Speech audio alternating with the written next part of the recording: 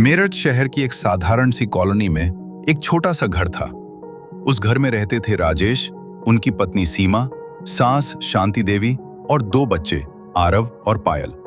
घर बड़ा नहीं था, लेकिन कभी उसमें हंसी की कमी नहीं थी। राजेश एक प्राइवेट कंपनी में काम करते थे। सुबह 9 बजे घर से निकल जाते और शाम को थके हारे लौटते। सीमा पूरे घर की जिम्मेदारी संभालती, खाना बनाना, बच्चों को स्कूल भेजना, सासू माँ की दवा देना और घर के छोटे बड़े काम निपटाना। शांति देवी उम्रदराज थीं। घुटनों में दर्द रहता था, इसलिए ज्यादा चल फिर नहीं पाती थीं। फिर भी उन्हें लगता था कि बहू को घर संभालने का तरीका सही से नहीं आता। एक दिन सुबह सीमा रसोई में खाना बना रही थी।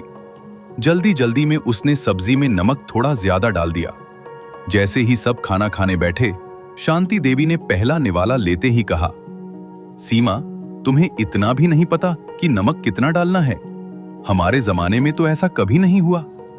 सीमा चुप रही। उसे बुरा तो लगा, लेकिन उसने कुछ नहीं कहा। राजेश भी जल्दी में थे। बोले, अरे माँ, गलती हो गई होगी, चलो आज ऐसे ही खा लेते हैं। लेकिन शांति देवी का मन शांत नहीं हुआ। उन्होंने दोपहर तक पड़ोसन से भी यही बात दोहरा दी। सीमा को लगा जैसे उसकी मेहनत की कोई कद्र ही नहीं। वह सुबह से काम कर रही थी, फिर भी एक छोटी गलती ने सब कुछ ढक दिया। शाम को पायल अपनी कॉपी लेकर माँ के पास आई। मम्मी, टीचर ने कहा है कि मेरा परिवार पर निबंध लिखना है। आप बताओ ना, मैं क्या लिखूं? सीमा ने मुस्कुराकर कहा, लिखो कि हमारा परिवार बहुत प्यारा है। हम सब एक दूसरे से बहुत प्यार करते हैं। पायल ने मासूमियत से पूछा, मम्मी, अगर प्यार करते हैं तो दादी आपको डांटती क्यों हैं? यह सुनकर सीमा चुप हो गई। उसके पास कोई जवाब नहीं था। उसने बस इतना कहा, बेटा, बड़े लोग कभी कभी डांटते हैं, लेकिन दिल से बुरे नहीं होते। कुछ दिनों बाद करवा चौथ का त्योहार आने वाला था। सीमा ने घर साफ किया, सासू माँ के लिए नई साड़ी निकाली और खुद भी व्रत रखने की तैयारी की। शांति देवी यह सब देख रही थीं। उन्होंने मन ही मन सोचा, मैं इसे हमेशा टोकती रहती हूं, फिर भी यह मेरे लिए इतना करती है। करवा चौथ की शाम को जब सीमा चांद निकलने का इंतजार कर रही थी, तभी उसे चक्कर आ गया। सुबह से उसने कुछ खाया पिया नहीं था। राजेश घबरा गए। उन्होंने तुरंत पानी दिया। शांति देवी भी उठकर आईं। उन्होंने पहली बार बहू का हाथ अपने हाथ में लेकर कहा, अरे पगली, इतनी मेहनत क्यों करती हो? थोड़ा आराम भी कर लिया करो। सीमा ने धीमे से कहा, माँ जी, घर संभालना तो मेरी जिम्मेदारी है। शांति देवी की आंखें भर आईं। उस रात शांति देवी को नींद नहीं आई। उन्हें याद आया कि जब वे खुद नई नई बहू बनकर इस घर में आई थीं, तब उनकी सास भी उन्हें हर बात पर टोकती थीं। तब उन्हें कितना बुरा लगता था। उन्होंने सोचा, मैं वही गलती दोहरा रही हूं। अगली सुबह जब सीमा रसोई में गई तो देखा कि शांति देवी पहले से बैठी सब्जी काट रही थीं। सीमा हैरान होकर बोली, माँ जी, आप क्यों उठ गईं? आपको आराम करना चाहिए।